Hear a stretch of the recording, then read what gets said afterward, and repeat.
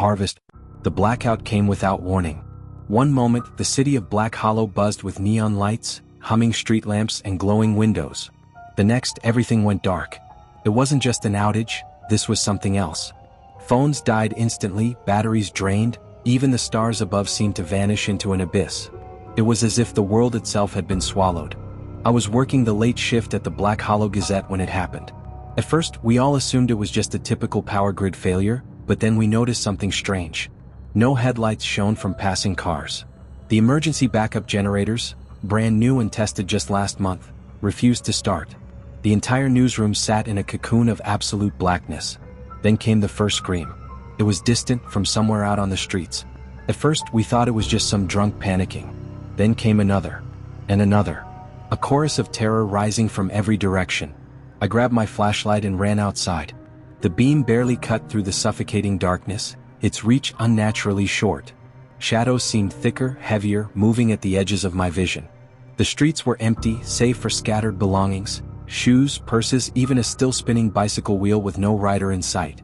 The police station was just a block away. I hurried toward it, but as I did, I caught a glimpse of something in the periphery of my flashlight's glow. A figure, tall, thin, almost human, standing perfectly still in the shadows. When I turned the light directly at it, it vanished as if the darkness had swallowed it whole. By the time I reached the police station, the front doors hung open. Inside, there were no officers, only their radios still crackling with eerie transmissions. They're inside, oh God, they're inside. Don't let the static. I stumbled back, my breath hitching. The air felt heavier now, the darkness more oppressive. I turned to leave and saw them. Silhouettes moved just beyond my flashlight's edge. Dozens of them. Silent. Watching. The moment the beams swung their way, they disappeared. My heart pounded as I backed out into the street. And then I saw the van. It was an unmarked military vehicle, doors flung open. Inside were scattered papers, yellowed and old. I grabbed a handful, my shaking hands struggling to make out the faded words by the weak flashlight glow. Declassified report. Event 731B, Blackout anomalies. Previous locations, 1912, St. Petersburg. 1947, an Alaskan mining town. 1986, rural Tennessee. All wiped from maps. Mass disappearances. No survivors. The dark is not empty. It is a harvest. Something clicked. This wasn't the first time. This had happened before. And it would happen again. A rustling noise behind me made my stomach drop. My light flickered. I turned, and the figures were closer now, surrounding me, closing in. The beam wavered, and for a split second I saw their faces, empty voids where eyes should be, mouths gaping wide as if screaming, yet making no sound. Then the flashlight died. Darkness. Cold hands gripped my arms. My breath caught in my throat. I thrashed, but my strength was nothing against them. The whispers filled my ears, a chorus of voices, speaking in tongues not meant for human understanding. My vision swam. My mind cracked. Then, light. A blinding flood of brightness as the streetlights suddenly flickered back to life. The grip on me vanished. The whispers ceased. The figures were gone. The city was empty. I was alone. Days later, the news reports would call it a citywide power anomaly. No one else was found. No bodies. No explanation. Just me. I began digging. Looking for survivors. Looking for someone, anyone who might remember what happened. I found nothing. No mention of Black Hollow beyond minor obituaries of those who had moved away, as if the city had never existed. I reached out to government agencies. They denied everything. My inquiries were met with silence, or worse, polite dismissals. My emails vanished. My phone calls cut off. Someone was erasing Black Hollow piece by piece. But I wasn't the only one who remembered. Late one night, a man knocked on my door. He was gaunt, with hollow eyes that darted to every shadow in my apartment. "You saw them, didn't you?" he whispered. I nodded. His hands trembled as he passed me a stack of documents. Old newspapers. Typewritten reports. A personal journal. They keep coming back. Different places, different times. It's not random. They're thinning the herd. The last entry in the journal chilled me to the core. If you see the dark moving, run. If you hear the whispers, it's too late. I looked up, but the man was gone. I checked the hallway, empty. The documents I held trembled in my hands. Now, I don't sleep in the dark. I keep lights on at all times. But I hear the whispers still. I see shadows shift where none should be. And I know the truth. The darkness will come again. Somewhere another town will vanish. And no one will remember. Because the blackout is not a failure. It's a warning. Or worse, a harvest. If you thought that was scary, wait until you hear this next story. The Hallowing. The blackout arrived with no storm, no warning. 1 minute, Lockridge hummed with the glow of civilization. The next, every bulb, every screen, every flicker of light vanished. Even the moon and stars seemed to dissolve into a thick, suffocating darkness. I was on patrol when it happened. Sheriff Sam Carter, 12 years on the force. I've seen plenty of weird in my time, but nothing like this. My radio sputtered static, my squad car stalled out, and my phone refused to turn on. I tried to reach dispatch, but the silence on the line felt wrong, heavy. Then came the first scream. It was distant, then another closer, then several, all cutting through the oppressive dark. I flipped on my flashlight and the beam was weak, struggling to hold back something thicker than night. I stepped out of the car, gun drawn. The street, once bustling with weekend bar crawlers, was empty save for scattered belongings. "Hello?" I called. My voice felt swallowed by the void. Something shifted at the edge of my light. A shape, featureless but human-sized, standing perfectly still. I snapped my flashlight to it, but it was gone. Just gone. I needed backup. I ran toward Main Street, toward the only place I might find answers, the emergency center at the station. Every storefront, every home, dark and lifeless. Lockridge had turned into a graveyard in minutes. My boots echoed on the asphalt, too loud, as if the world had become an empty shell. Then I saw the church. A faint glow flickered through its stained glass windows. I turned toward it, gripping my gun tighter. Light meant life. Light meant someone knew what was happening. I sprinted to the door, pushed it open, and froze. A dozen people huddled in pews, holding candles like their lives depended on it. And in the center, standing atop the pulpit, was Father Donovan. His face pallid, his eyes rimmed with shadows. "Sheriff," he croaked. "You shouldn't have come. What the hell is happening?" I demanded. "Where is everyone?" The candles flickered violently. The shadows in the corners of the church twitched, stretched. And then the whispering began. It came from everywhere. From the air itself. Words I couldn't understand, curling inside my skull like writhing fingers. The people in the pews clenched their hands over their ears, eyes squeezed shut. Donovan staggered forward. "They're here, Sheriff. The hollowed. They only come in the dark. And tonight there is no dawn." My grip on the gun tightened. "Oh, who's here?" The wind howled through the broken church door, snuffing out the candlelight. Darkness swallowed the room whole. A shriek tore through the night. Not from the people, but from something else. Something watching. Something waiting. My flashlight flickered and failed, and in that instant before the void took me, I saw them. They weren't just figures. They weren't just shadows. They were empty. And they were hungry. Then nothing. I woke up alone. No bodies, no blood, no sign of anyone. Lockridge was deserted. The town that had stood for a century was nothing but a hollow shell. I searched for hours, days, but there was nothing left. The world moved on. No one remembered Lockridge. No records. No maps. Just me, a lone survivor of a place that never was. But I know the truth. I hear the whispering when night falls. I see the darkness twitch at the corners of the room. And I know it's coming again. Another town. Another harvest. And no one will remember. The weeks passed in a blur of sleepless nights and unanswered questions. I tried to leave Lockridge, but the roads led to nowhere. The highway stretched endlessly, looping back into the town as if mocking me. The outside world had forgotten Lockridge, but Lockridge had not forgotten me. Then the lights flickered. A faint hum of electricity. My radio crackled to life with a garbled voice. "Sheriff, can you hear me?" It was distorted, distant, but unmistakably human. I grabbed the receiver. "Who is this? What happened here?" Static swallowed the response. Then, "They are not done." The hollowing spreads. I tried to demand answers, but the transmission ended with a high-pitched whine.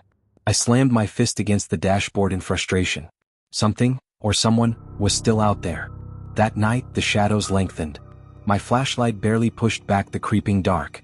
The whispers grew louder, forming coherent words now. "You belong to us." I barricaded myself in the sheriff's office, but it didn't matter. When I blinked, the world shifted. The walls bled into shadows, the floor stretched into a void. I wasn't in Lockridge anymore, I was somewhere else. Somewhere between. A towering figure emerged from the abyss, its form shifting, undulating like smoke. It had no face, but I felt it smile. "We are hollow. And so are you. I screamed, but the sound was swallowed. I woke up in a gas station parking lot 50 miles away, clutching a file folder marked Lockridge Incident. Inside were pages of reports, handwritten notes, and newspaper clippings. The most recent article dated back 40 years. Lockridge had vanished before, and it would vanish again. My hands trembled as I read the final entry, scrawled hastily at the bottom of a faded report. The hollowed take the forgotten. The towns no one will miss. If you remember, they will come for you next. A gust of wind swept through the lot, and I felt the air grow heavier. The darkness was watching, and I was still here. Brace yourself, because the next story is even more disturbing. The last transmission. The blackout started at 9:43 p.m. At first, it was written off as a local outage, until the entire East Coast went dark. Then the Midwest. Then the entire country. I was alone in the Ring 108 radio station when it happened. The emergency generators kicked in for exactly 4 minutes before dying, leaving me in suffocating silence. Phones were dead, satellites unresponsive. The world had simply stopped. I tried to keep my mind occupied, flicking through dials on the radio, hoping to catch a signal from someone, anyone. And then, at 10:17 p.m., I heard it. A voice. Hollow. Distant. Whispering through the static. They are here. My breath caught in my throat. Hello? Who is this? The line crackled. A sound like slow, deliberate breathing filtered through the transmission. Then, in a voice barely above a whisper. They are watching. I turned on every light in the station, though it made no difference. The darkness outside the window was absolute, swallowing even the faintest glow from the city beyond. I pressed my forehead to the glass, squinting into the night. And then I saw them. Figures, dozens of them, standing motionless in the street below. Their shapes were indistinct, bleeding into the darkness, but they were there. Watching. Waiting. I turned back to the console, my hands shaking as I tried to respond. Who are they? The radio hissed. And then the voice returned. They are the silence before the storm. The static between the channels. They are coming. A scraping sound echoed from the hallway. I spun toward the door, my pulse hammering. The station had been locked. There was no way anyone could have gotten in. Then the doorknob turned. I grabbed the heaviest object within reach, a metal chair, and stepped back, ready to swing. The door creaked open an inch. Then two. Nothing was there. Just darkness, thick and pulsing as though it had weight. The radio behind me screeched with feedback, making me whirl back toward it. The whispering voice was gone, replaced with something else. A laugh. Oh, amused. And then a final message. We are already inside. The lights flickered. The last thing I saw before the station went completely dark was my own reflection in the window, and a figure standing behind me. I don't know how long I was unconscious. When I woke, the radio station was different. The walls seemed farther apart, stretched, as if the entire building had been altered in the dark. My head throbbed. I reached for my phone, still dead. The radio, however, was still on, but the voice was gone. Instead, a faint rhythmic tapping echoed from the speakers. 3 beats. Silence. 3 beats. Over and over. Like a code I couldn't decipher. I stumbled to the window, hoping the figures were gone. But they weren't. They were closer now. Right at the edge of the station's parking lot, standing in perfectly still formation. And there were more of them. Hundreds. A deep, instinctual dread settled over me. I had to get out. I grabbed my keys, made for the exit, but the door wouldn't budge. It was as if something was pressing against it from the outside, something unseen yet immense. The tapping from the radio grew louder. I backed away, scanning the room for another way out. The ventilation shaft. Too small. The fire exit. Jam. My only option was the basement, where the backup transmitter was stored. If I could reach it, maybe I could send a final message. I forced myself to move, descending the narrow staircase, the steps creaking beneath my weight. The basement was pitch black, but I could feel something down there. The air was heavy, oppressive, charged with an energy that made my skin prickle. And then I heard it. Not from the radio this time, but from the dark itself. The same whisper. They are inside. A wave of cold air washed over me as I fumbled with the flashlight. The beam flickered to life, illuminating the old equipment, the dust-filled corners, and the shape standing at the far end of the room. Was one of them. No face, no eyes, just a void where features should be. Its elongated fingers twitched as it took a step toward me. My light wavered, and for a split second, its shadow stretched unnaturally, consuming everything in its path. I turned and ran. Up the stairs, back to the control room, my chest heaving. The figures outside were pressed against the glass now, their hands leaving no fog, no sign of warmth. Just cold, just emptiness. I knew then I wasn't getting out. My only hope was the radio. I flipped the switches, powered the last of the transmitter's reserves, and spoke. This is Ren 108. If anyone can hear me, they're inside. They're in the dark. Don't. A cold breath on the back of my neck. The lights flickered one last time, then died. And the last transmission ended in silence. Now for another dark and haunting tale that will send shivers down your spine. The blackout. The power went out at exactly 11:43 p.m. Jared Whitman, a journalist for the Knoxville Herald, barely noticed at first. The glow from his laptop battery still illuminated the cluttered desk of his one-bedroom apartment, and his phone was charged enough to last through the night. He figured it was just another rolling blackout, something the city had experienced before. Then he looked outside. The entire skyline was dead. Not a single flicker from streetlights, neon signs, or the blinking reds of distant radio towers. Even the moon, hidden behind a thick layer of storm clouds, offered no relief. Knoxville had been swallowed by absolute, suffocating darkness. Jared grabbed his flashlight and flicked it on. A reassuring beam cut through the gloom as he moved to his window. That was when he saw them. Silhouettes. Dozens, maybe hundreds, of them. Standing in the middle of the streets, unmoving, watching. At first he thought they were people, residents stepping out to investigate the outage. But something was wrong. Their shapes were off, the proportions slightly skewed, limbs too long or bent at odd angles. When he trained the flashlight directly on them, they vanished, dissolving into the night like smoke. A cold dread slithered down his spine. He turned away, heart pounding, and reached for his phone to call someone, anyone. No signal. The city had gone completely silent. No hum of electricity, no car alarms, no distant chatter. Only the quiet and something else. A whisper.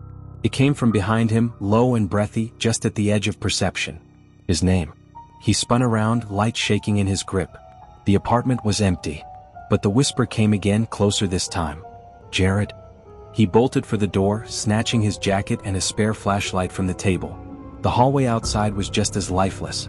Doors to other apartments stood ajar, interiors dark and abandoned. The air smelled stale, like dust and something metallic.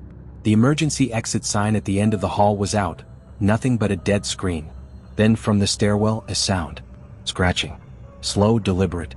Like nails raking across concrete. Jared held his breath, gripping the flashlight tightly. He stepped forward, then another. The sound stopped. But as he reached the stairwell and aimed his beam downward, his blood froze. A figure crouched at the base of the stairs. It was barely human, its skin stretched too tight, its fingers unnaturally long. It stood in slow, jerking movements as though unused to its own limbs. And then it turned its face toward him, or where a face should have been. There was nothing. Just a void, blacker than the blackout itself. Jared stumbled back, nearly tripping. The thing lunged, but the moment his flashlight caught it, it dissolved, retreating into the pitch of the lower levels. He ran. Down the hallway, out the emergency exit, into the night. The city was in chaos. People screamed in the distance, some voices cut short mid-shriek. Shadows twisted unnaturally at the corners of his vision. Others, those who hadn't been fast enough, were simply gone, their belongings strewn about on the sidewalks as if they had been snatched mid-stride. And above it all, the whispering never stopped. Jared needed answers. His instincts, honed from years of investigative reporting, took over. He made his way to the one place that might have them, the city archives. The building, one of the oldest in Knoxville, was eerily intact. Inside, with only his flashlight guiding the way, he rifled through old documents, microfilms, anything that could explain what was happening. And then he found it. A classified file, tucked between outdated city planning reports. Stamped with a government seal and the word declassified. Similar blackouts had happened before. 1952, Perth, Australia. 1968, Helsinki, Finland. 1985, New Orleans. Each incident lasted precisely 6 hours. Each ended with the disappearance of thousands. Each was ruled a technical failure, but handwritten notes in the margins told a different story. Not a failure. A harvest. A sudden, deafening crack filled the air. Jared looked up. The darkness outside the building was shifting, rippling like a living thing. The streetlights flickered for the first time in hours, and for a brief, horrifying moment he saw them. Not just silhouettes this time. Creatures. Crawling from the black, emerging from the spaces where the light could not reach. Dozens. Hundreds.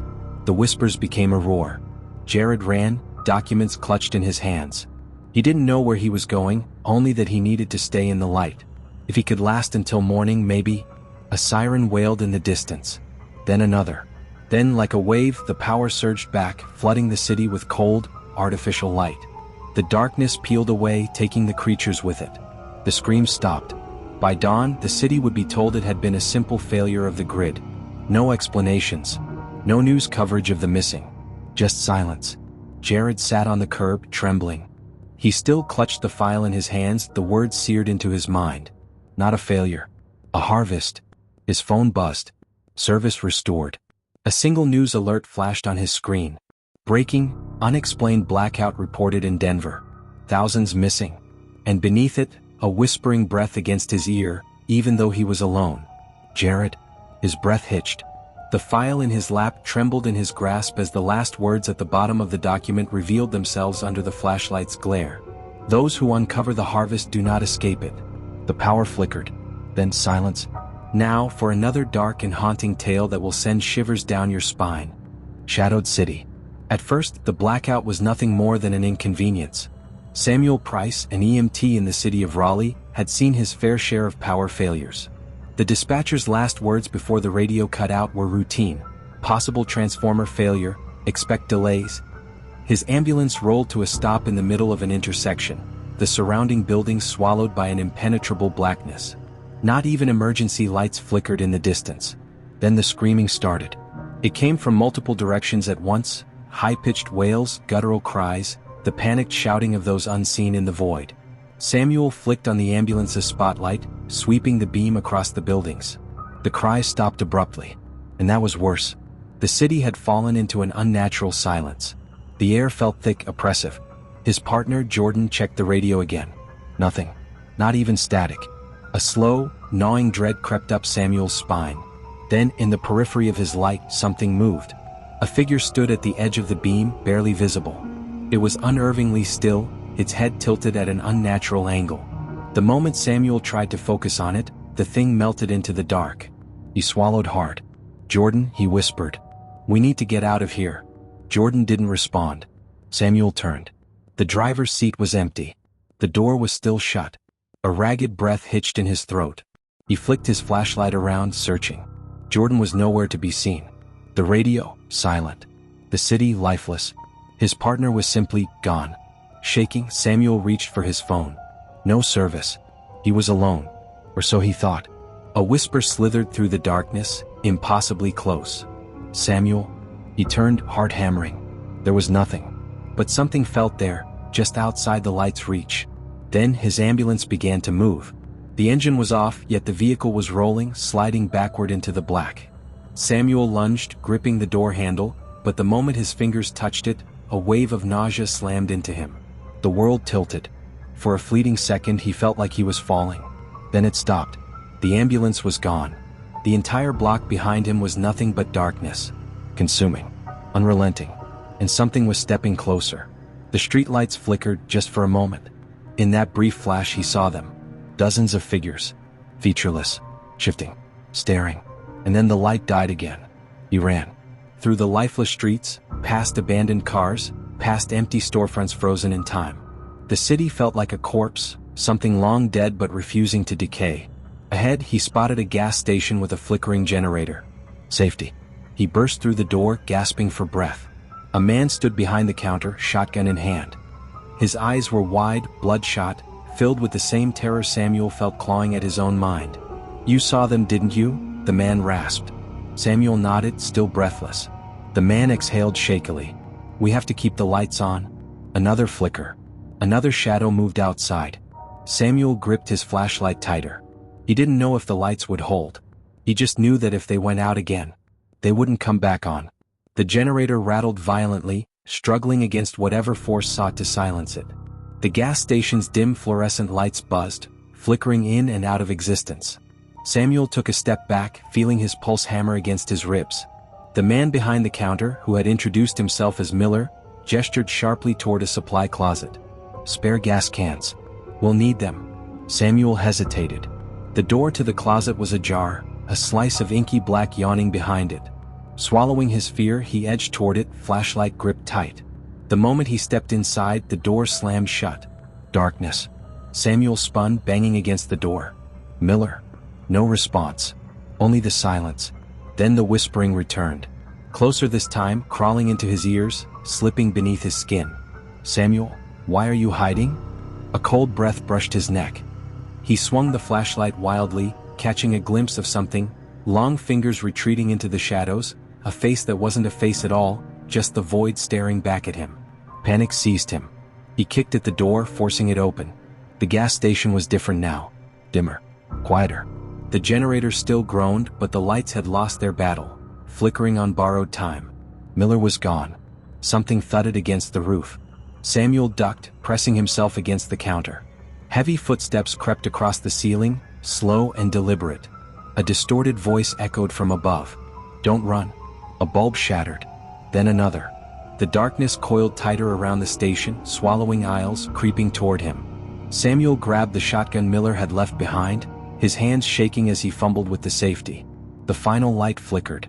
Pause. Then the city collapsed into total black. For a moment there was nothing. Then the screaming started again. Samuel fired blindly into the dark. The muzzle flash illuminated the room for half a second. In that moment he saw them, towering figures with stretched limbs and hollow faces, their mouths open in silent howls. The light died. Cold fingers wrapped around his arm. And he was pulled into the dark. Thank you for watching. If you enjoyed this video, don't forget to like, share, and subscribe to the channel. Your support helps us bring you more thrilling stories. And hit the bell icon to never miss an update.